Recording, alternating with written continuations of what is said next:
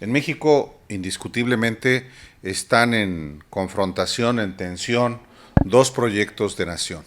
Uno, el que claramente lidera el presidente Andrés Manuel López Obrador, con su partido Morena y con sus aliados el Partido Verde y el Partido del Trabajo, y sus opositores. Hay mucha gente que dice, oye, ¿por qué el presidente se sentó así en la cumbre? Y la respuesta es, o sea, ¿quién crees que es López Obrador el que estaba ahí en la cumbre?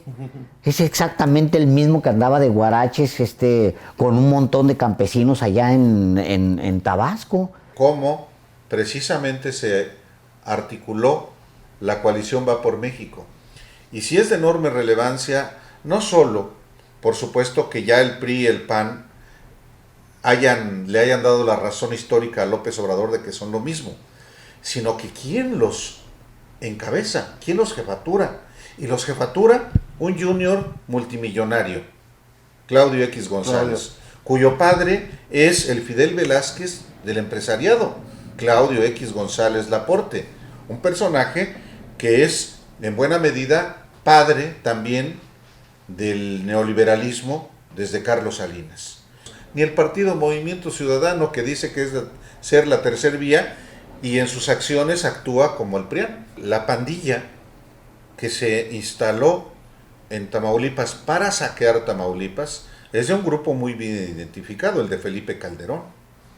No es fortuito que además de Francisco Javier Cabeza de Vaca, que fue funcionario del gobierno de Calderón, se hayan instalado en Tamaulipas el ex secretario particular de Calderón y estos que querían desde aquí irse a la presidencia de la República otra vez con Cabeza de Vaca como candidato. Ese era el diseño precisamente que quedó hecho pedazos.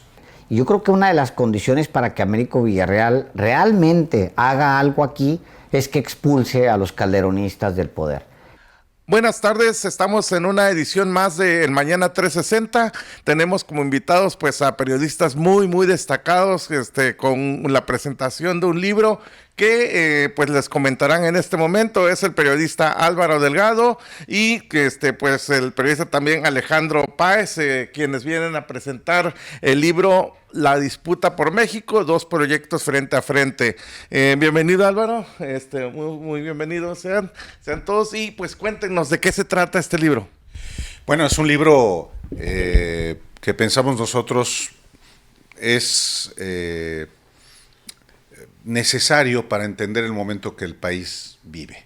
En México, indiscutiblemente, están en confrontación, en tensión, dos proyectos de nación. Uno, el que claramente lidera el presidente Andrés Manuel López Obrador, con su partido Morena y con sus aliados el Partido Verde y el Partido del Trabajo, y sus opositores, que han articulado una coalición electoral para, obviamente, buscar vencer al proyecto que ganó la elección en el 2018. Y estamos viviendo de manera cotidiana, no solamente en las elecciones, episodios de esta confrontación que va a continuar hasta el 2024 y no solamente el 2024, hacia adelante. Y en ese sentido nosotros lo que nos propusimos desde el principio fue precisamente convocar a quienes son protagonistas de cada uno de los dos proyectos, pues para que expongan en conversaciones con Alejandro Páez y con su servidor sobre lo que es su diagnóstico del país y lo que le proponen al país en términos del proyecto del que forman parte. Y así surge precisamente la disputa por México, que es eso, una disputa por el futuro de nuestro país, no solamente en el ámbito electoral, sino en todos los ámbitos de la vida pública de México. Y ahora venimos y agradecemos mucho estar aquí en Nuevo Laredo, Tamaulipas, para hablar con la gente sobre este libro y sobre lo que el país está viviendo. Estamos en un México polarizado, lo digo en el sentido de que estemos peleándonos, digamos, los mismos mexicanos en dos posturas que parecen ser completamente diferentes. Sí, y yo no lo vería mal, es decir, el país está, como lo señalas, buscando opciones polares.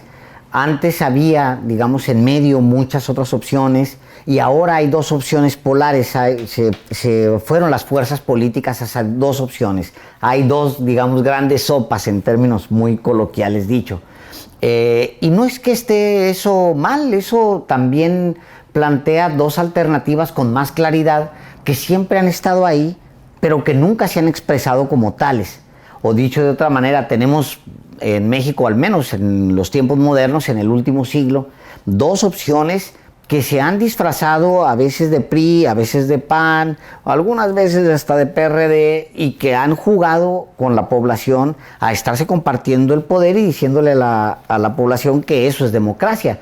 En realidad lo que estamos viendo ahora es un enfrentamiento entre dos grandes fuerzas que ya están más claramente definidas o como nunca definidas en muchas décadas, y eso le permite a la población saber, tienes la izquierda y tienes la derecha, y no un centro enorme donde se habían escondido las fuerzas progresistas de este país, en donde cabían lo mismo un empresario multimillonario que alguien que se decía medianamente de izquierda.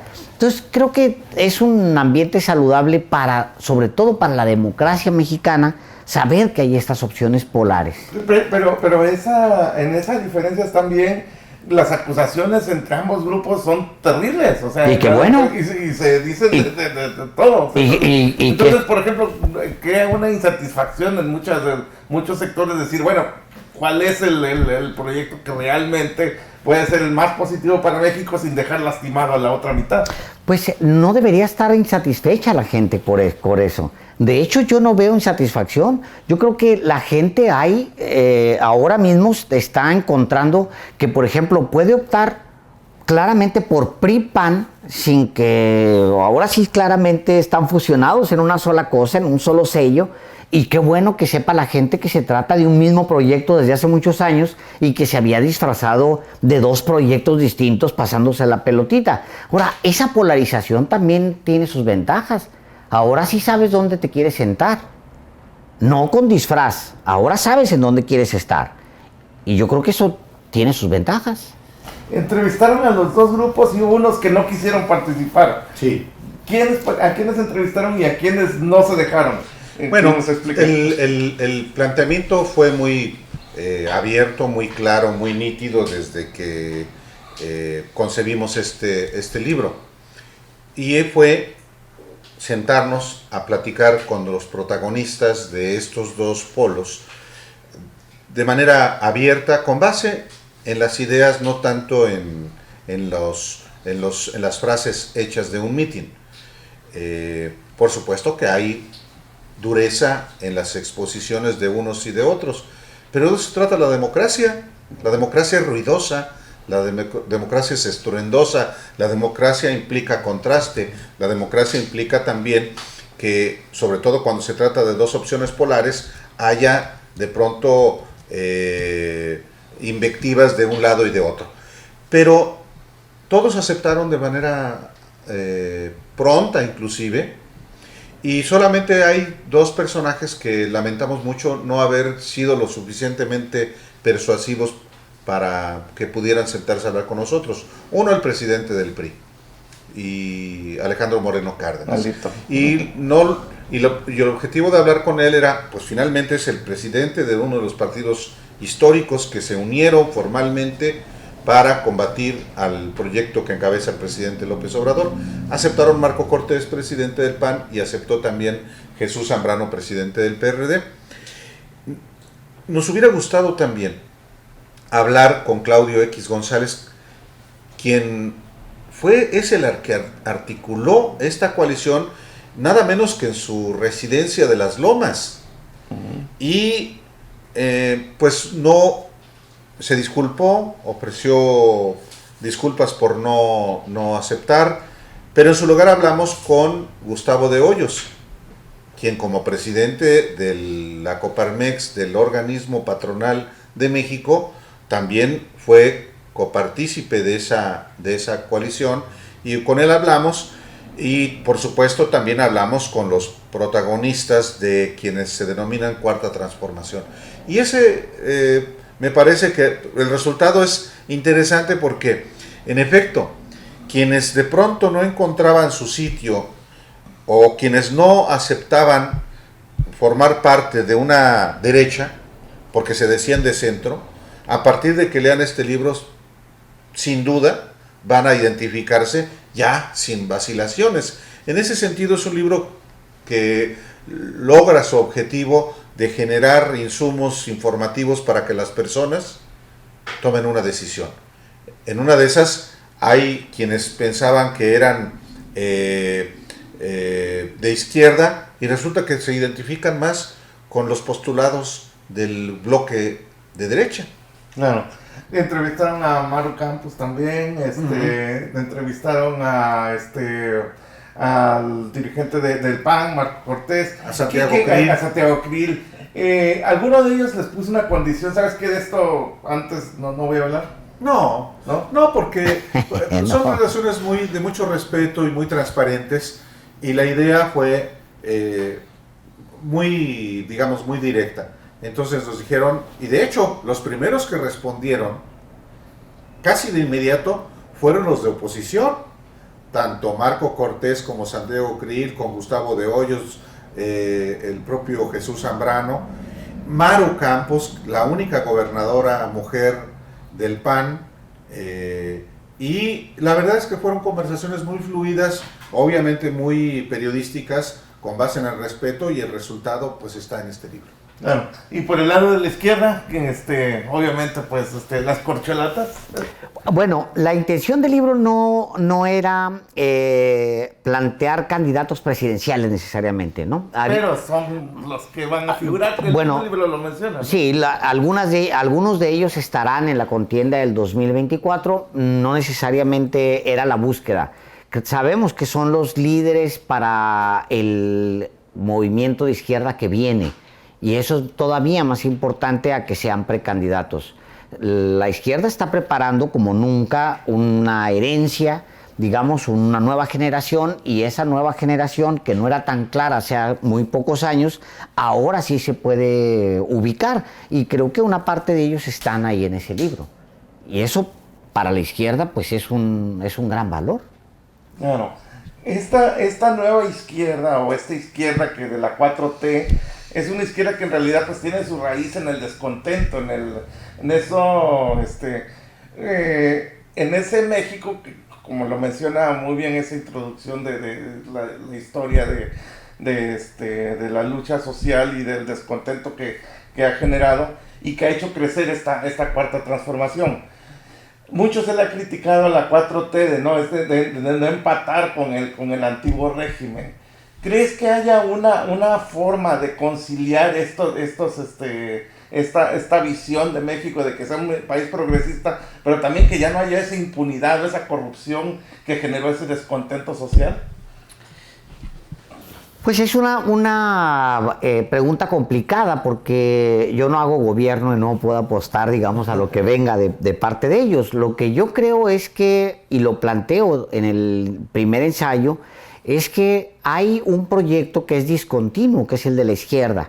Es un proyecto que ha sufrido, primero, la apropiación desde la Revolución de 1910 de los postulados de la movilización social de 1910.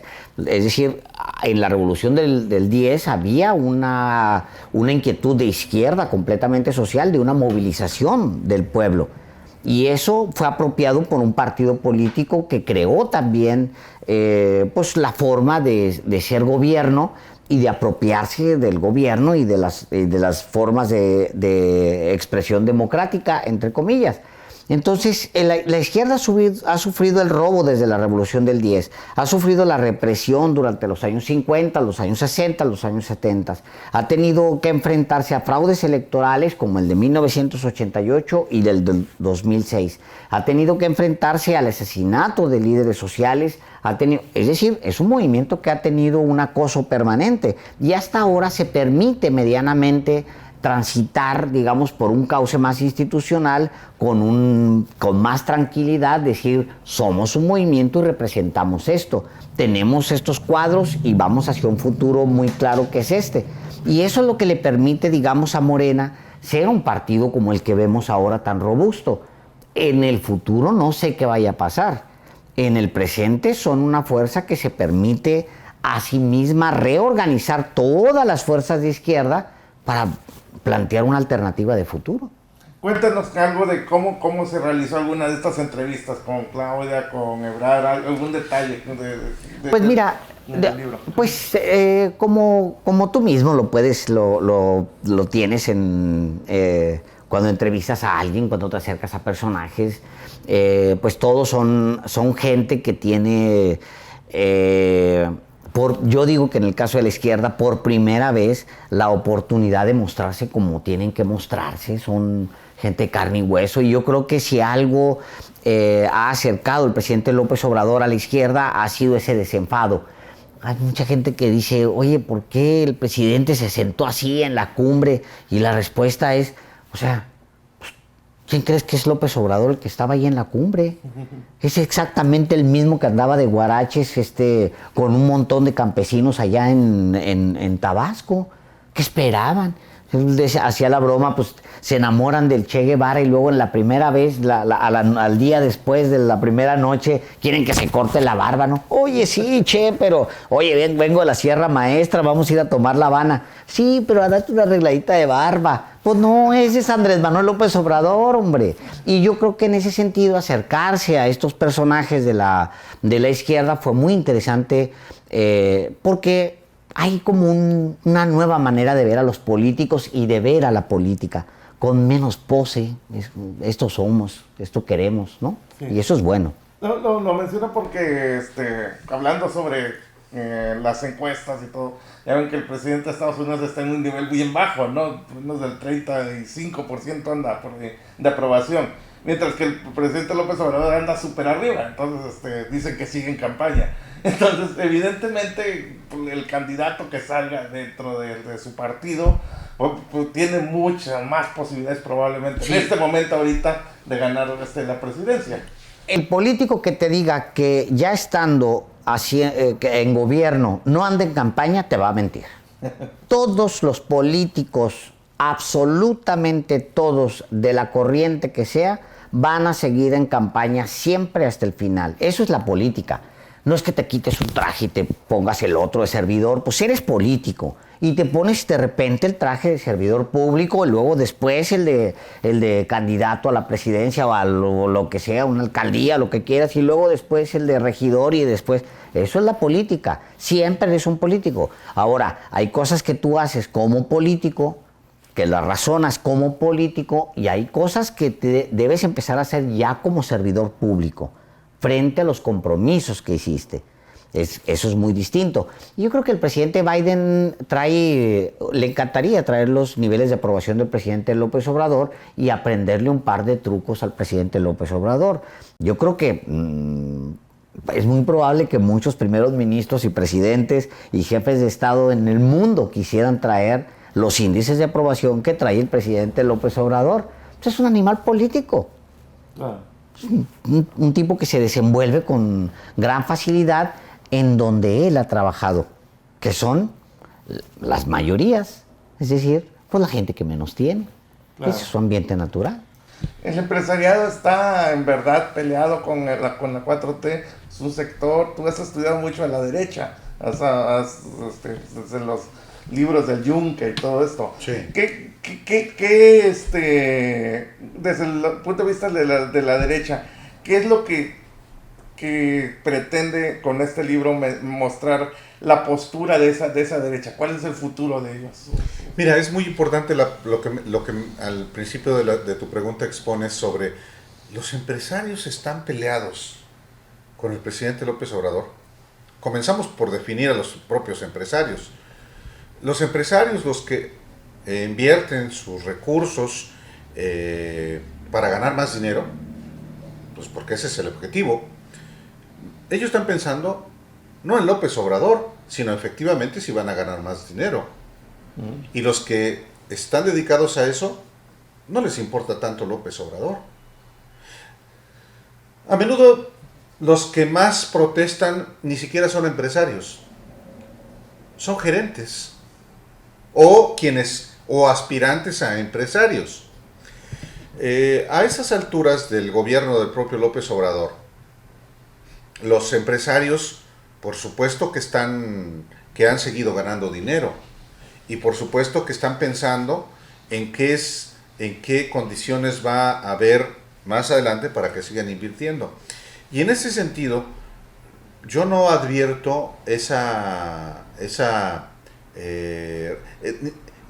recelo o esa oposición. Puede haber recelo, pero esa oposición yo no la veo, si existen las condiciones precisamente para hacer negocios.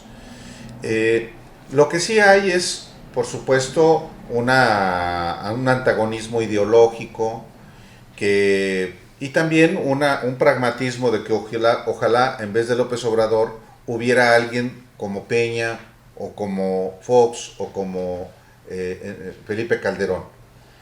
Y en ese sentido, pues claramente esos empresarios o ese sector de la derecha está claramente identificada con la coalición Va por México. A ver, tú mencionabas el ensayo de Alejandro Páez Varela sobre la izquierda.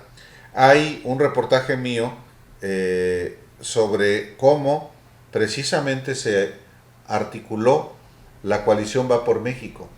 Y sí es de enorme relevancia, no solo, por supuesto, que ya el PRI y el PAN le hayan dado la razón histórica a López Obrador de que son lo mismo, sino que quién los encabeza, quién los jefatura.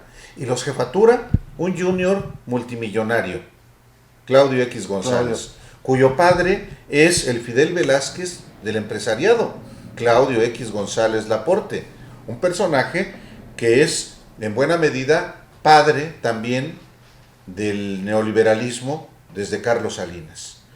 Y el presidente de la Confederación Patronal de la República Mexicana, Gustavo de Hoyos, son los que articulan que por primera vez se formalice una coalición entre el PRI y el PAN.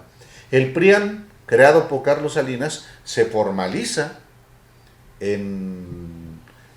por fin en el 2021 con una oferta ante el gobierno de López Obrador que significa que pues regresar a lo que había antes del 2018. Y ellos mismos lo dicen, es el compromiso con el modelo neoliberal lo que están ofreciéndole a los mexicanos. Y el libro justamente pone con toda claridad a los ojos de los lectores eso. Por eso dudo que haya alguien que lea el libro y que diga, yo no estoy en ninguno de los dos proyectos, ni el partido Movimiento Ciudadano, que dice que es ser la tercer vía y en sus acciones actúa como el PRIAN. Claro. Tamaulipas se convirtió, y los estados donde acaba de haber elecciones se convirtió en el laboratorio, dicen, del 2024. Entonces, ¿cómo ven ustedes a Tamaulipas y particularmente este hecho de que perdió el PAN aquí, el gobernador Cabeza de Vaca, que está desaforado, dicen, y que ya está a punto de dejar el cargo, y entra Morena, entra el gobernador electo Villarreal? Entonces, ¿qué escenario ven para Tamaulipas y por qué es importante este territorio que ya está marcado, digamos, en el país gobernadora por Morena? Bueno, a mí me parece que es una gran noticia que en Tamaulipas haya llegado la alternancia. Y sobre todo cuando se había enquistado en Tamaulipas no solamente el PRIAN, que ya se formalizó en la elección del 2021 y la elección también de este 2022, sino porque también es la pandilla que se instaló en Tamaulipas para saquear Tamaulipas es de un grupo muy bien identificado, el de Felipe Calderón. No es fortuito que además de Francisco Javier Cabeza de Vaca, que fue funcionario del gobierno de Calderón, se hayan instalado en Tamaulipas el ex secretario particular de Calderón, Roberto Gil Suar, su secretario del Trabajo, Javier Lozano, el secretario de la Función Pública, Salvador Vega Casillas, el vocero, Max Cortázar, y de pilón hasta el estratega electoral de Calderón, Jorge Manzanera Quintana. Por hablar de los más prominentes. Claro. Y estos que querían desde aquí irse a la presidencia de la República otra vez con Cabeza de Vaca como candidato. Ese era el diseño, precisamente, que quedó hecho pedazos con la derrota en Tamaulipas. Ahora, ese grupo, los tamaulipecos lo saben, no va a entregar la plaza en paz. Está maniobrando precisamente para que, pues para la impunidad, fundamentalmente, para que todo el saqueo quede, por supuesto, impune. No solamente porque está el auditor superior del Estado, del mismo grupo, y porque el fiscal, que es un fiscal, del fiscal del Michoacanazo, y también pues la compra de opositores y la imposición de autoridades donde no ganaron, como Reynosa.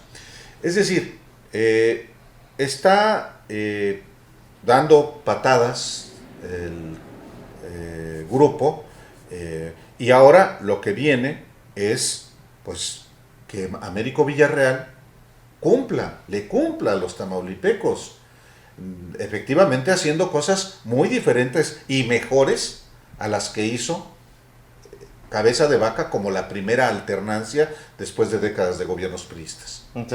Sí, pues Tamaulipas fue de los que más se tardó en tener una alternancia. Sin duda. ¿Quieres comentar algo? No, tal cual. Yo creo que hay una muy buena oportunidad para Américo Villarreal de responder a lo que hay. Y yo creo que una de las condiciones para que Américo Villarreal realmente haga algo aquí es que expulse a los calderonistas del poder. Ellos van a tratar de afianzarse en los cabildos, en el Congreso, en las alcaldías, etcétera, para tratar de recuperar. No lo van a lograr. Está muy distante y hay muy poco margen de aquí a 2024 como para que ellos vuelvan a tomar poder, el poder que han perdido en este tiempo. Ahora, también va a depender de qué tan hábil es Américo Villarreal, porque este estado es un caballo bronco. Usted lo conoce más que yo.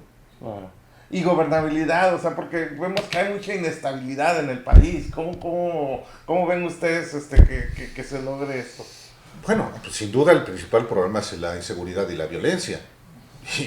Y digo, nosotros vivimos en una ciudad, la Ciudad de México, que tiene, por fortuna, pocos niveles de violencia y de inseguridad, sobre todo después de etapas tan cruentas como las de Miguel Ángel Mancera hace no mucho tiempo, y antes inclusive, hace algunos años, todavía con gobiernos priistas en la Ciudad de México.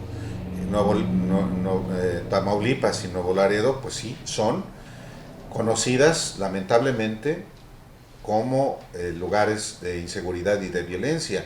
¿Cuál es la responsabilidad del nuevo gobernador? Pues justamente tratar de abatir junto con el gobierno federal. Ayuda mucho que haya coordinación. Ayuda mucho esto, y ayuda más todavía el que se estén atacando las causas. Los procesos de pacificación suelen ser lentos, a veces desesperadamente lentos, pero también es muy importante lo que ocurrió en Tamaulipas, el que haya un grupo que haya perdido el poder, un grupo muy comprometido con la delincuencia, con el crimen, que es, o que hayan sido en sí mismos el crimen.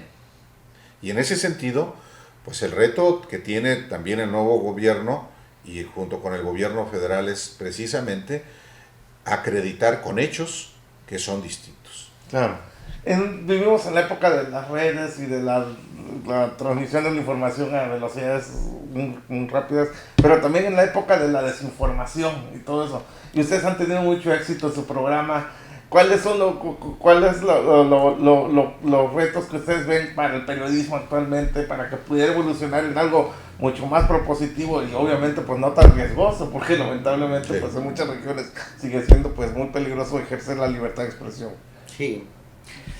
Pues la fórmula sigue siendo la misma, nada más que la olvidamos. La fórmula es hablarle a la gente a la cara y contarle la verdad. Esa es la vieja fórmula del periodismo. Sigue siendo exactamente lo mismo. Desde los tipos móviles, pasando por las prensas calientes y de la prensa caliente al offset y del offset a la computadora y de la computadora al internet y de internet a YouTube y de YouTube, va a ser exactamente el mismo reto para un periodista. Hablar con la verdad y mantenerte alejado del poder o de los poderes en general. Del poder económico, del poder criminal, del poder mediático. Del poder mismo mediático. Y el destino de la prensa en el mundo, no es un destino prometedor para la prensa tradicional.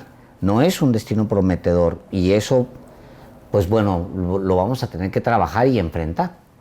Lo digo porque ustedes han sido muy exitosos, tienen una audiencia muy grande. ¿Cuántos decían de visitantes? A veces más de 50,000 en vivo, ¿no? Sí. En vivo, o sea, tener una audiencia que ni un estadio lo llenas. Entonces, y tener esa credibilidad que, bueno, pues les ha dado. Ustedes han trabajado en los principales medios del país y conocen las redacciones desde las tradicionales hasta ahora los nuevos medios. Cuéntenos sobre eso. Yo pienso también, como Alejandro, que finalmente las audiencias aprecian que les hable uno con toda franqueza. No como una argucia propagandística para ganar lectores o escuchas, sino porque finalmente es la trayectoria que uno tiene, se corresponde con lo que uno está diciendo. O lo que uno está diciendo tiene que ver con esa trayectoria que uno tiene. Pues sí, ya no somos unos jovencitos, Alejandro y tu servidor, ya hemos pasado por redacciones, ambos, y seguimos haciendo prácticamente lo mismo. Es decir, trabajando información, siempre anteponiendo la información a la opinión. Y en todo caso, si nos atrevemos a dar nuestra opinión, pues es con base en datos, con base en información y con una característica que debe tener todo medio y todo periodista, que es la independencia. No solamente la independencia ante cualquier grupo político, sino la independencia ante cualquier grupo de poder económico, hasta militar o criminal o mediático. Y en ese sentido también la audiencia premia. La verdad vende. Y naturalmente que uno lo tiene que ver también desde esa perspectiva, pues porque todos aspiramos a tener una calidad de vida cada vez mejor y hay que pagar la nómina. Entonces, en la medida en la que, digamos, se habla con la verdad, la audiencia reacciona y te premia. Y en ese, bueno, por lo menos esa es la idea que yo he tenido toda la vida y seguimos, yo insisto, haciendo prácticamente lo mismo. Yo digo, pues yo soy un humilde juntaletras, nada más que ahora de repente pues sí tenemos una mayor, digamos, presencia, porque estamos en un canal de YouTube, como antes estuvimos en televisión, estuvimos en radio, pero yo sigo haciendo esencialmente el mismo y buscando siempre pues generar contenidos también, ¿no? No solamente que sea nuestra opinión. Claro, y bueno, pues más libros todavía, ¿no? ¿Ya Sí, cuántos libros llevas? Este es el 5º libro. Los otros 4 anteriores pues son personales. Es la primera vez que soy coautor. Tengo otros 2, pero ya son de varios autores, que no los reconozco como míos porque pues somos de varios. Esta es la primera vez que con Alejandro Páez hago un libro. Los otros 4 que tengo son personales, como Alejandro, que también... ¿Es más difícil o más fácil hacer un libro entre dos? No, es más complicado. Sí, pues sí. En los tuyos dices lo que quieres y te acomodas como quieres, incluso en los tiempos, ¿no? No, tiene su grado de complejidad, pero también Álvaro y yo somos muy complementarios. en donde Álvaro tiene camino andado, lo usamos el camino andado de Álvaro entre los dos para aprovecharnos y viceversa, donde yo soy muy editor, me hice mucho adentro de las redacciones, Álvaro es un pata de perro, ha andado siempre en la calle, entonces los dos somos muy complementarios, hay un editor, hay un reportero y nos complementamos. Pones en tu portal, sufrí como editor en dos medios. Sí. Entonces, pero sí, la vida del periodismo, pues obviamente es algo muy enriquecedor, ¿no? Pues sí. De las áreas. Pues sí, yo veo el logo del mañana, imagínate tú que yo en una familia de periodistas, los de Páez de Chihuahua, y los Páez han estado hasta en el mañana. Por aquí pasó Alejandro Irigoyen Páez, Octavio Páez, hace 50 años, imagínate. Wow. Entonces, pues uno de ellos fue director creo que el de Reynosa, y el otro fue director de otro. Entonces, pues, veo los logotipos y pienso que... El de Reynosa fue fundado por don Heriberto de Anda, también el de... Es correcto, sí, yo lo sé perfectamente. Incluso conozco, pues, alguna parte de la historia de los Mañana, porque así es esto. Y es una tradición, la nuestra, extraordinaria. También debo decir que es un oficio plagado de corruptos, y lo tengo que decir siempre así. Hay mucha corrupción en la prensa mexicana. La prensa mexicana se ha destacado, primero por una parte, por un puñado de que han estado en resistencia, pero también por una gran mayoría que han estado siempre en busca del dinero. Y la corrupción en el periodismo mexicano es... Son pocos los medios independientes. No, y pocos los países que tienen una prensa tan corrupta como la mexicana. Esa es la verdad. Sí, la biografía, el expediente de corrupción y de sometimiento o de connivencia con el poder político, pero también el poder económico es voluminoso. Y ese expediente, pues por supuesto que también... en ese expediente de corrupción hay lamentablemente muy pocos casos que se salvan. Yo sí pienso que en la medida en la que también se haya roto el régimen político que posibilitaba esta sujeción o esta relación perversa entre poder público y medios de comunicación, en esa medida también vamos a tender a profesionalizarnos, a ser finalmente más independientes, o independientes, no más independientes, sencillamente independientes. Es también parte de un proceso. Pero también una parte muy importante, no solo tener el derecho de decirlo, sino tener las garantías suficientes para que se respeten tus libertades. Tú has sido amenazado de muerte y has tenido que salir incluso del país. No, bueno, pero fuiste amenazado por... Sí, pero es casi hasta consustancial. Por supuesto, yo